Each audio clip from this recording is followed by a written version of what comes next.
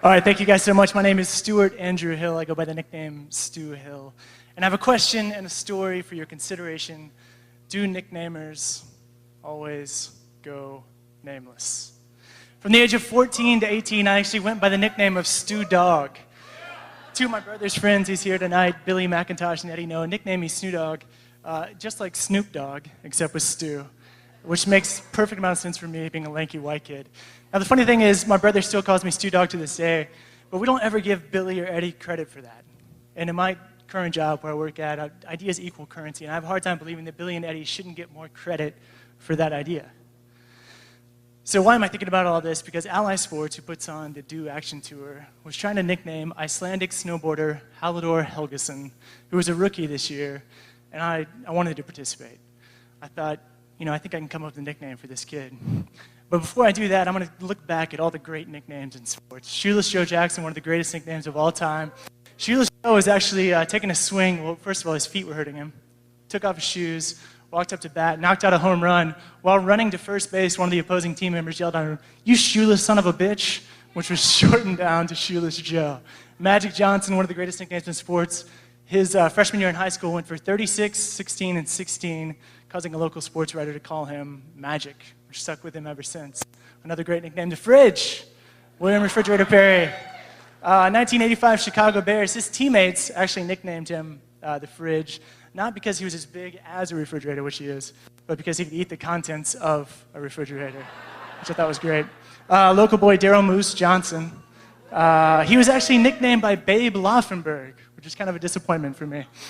But Babe was a backup quarterback and saw Daryl and said he looked like a moose behind all those small running backs.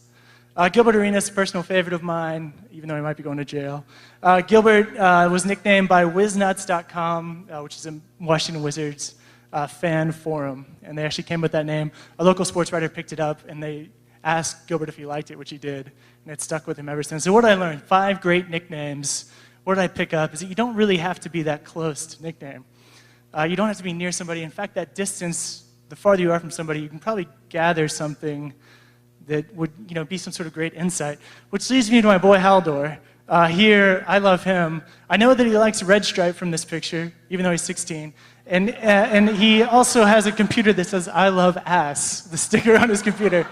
I love this kid, and I'm going to try to come up with a nickname, but here's my train of thought. What's his nickname? Halldór Helgason. He's from Iceland. Is that like Greenland? I don't know. Are there Vikings there? Maybe.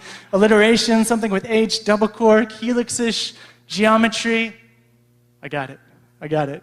It's the hexagon. That's going to be his nickname. I don't know exactly why. Maybe it's because it's the X Games. Maybe it's just because it was the letter H. It was something simple, but I looked it up on Wikipedia, and the sum of all angles of a hexagon is actually 720 degrees. I have no idea what that means, but I thought it sounded really cool. But hey, I wasn't the only one.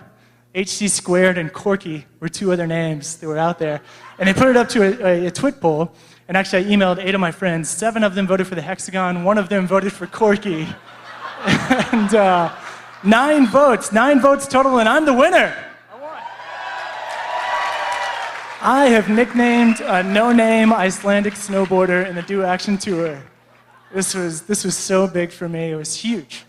I've really done something in life. But the cool thing was that Ally Sports actually they embraced it. And they started using it in their Twitter stream, and they started calling the hexagon, even the hexagon, aka Halldór. But then it happened. Ally Sports, which is the Do Tour, is completely separate of ESPN, which has the X Games. And in the X Games, Halldór blew up. He actually scored a perfect score in Big Air, which is just practically unheard of. He was just killing it. So I had kind of this idea, big stage, ESPN. ESPN doesn't know about the hexagon because Ally Sports does. So I sent a message to my friend at Ally Sports, my new friend, and I said, I was like, hey, how do we get this on the big stage on ESPN? I sent a note to Sal Masekela, who's actually an ESPN anchor, and I was like, hey, by the way, this kid's name is the hexagon. And lo and behold, the most watched X Games ever, actually 43 million people viewed the X Games this year.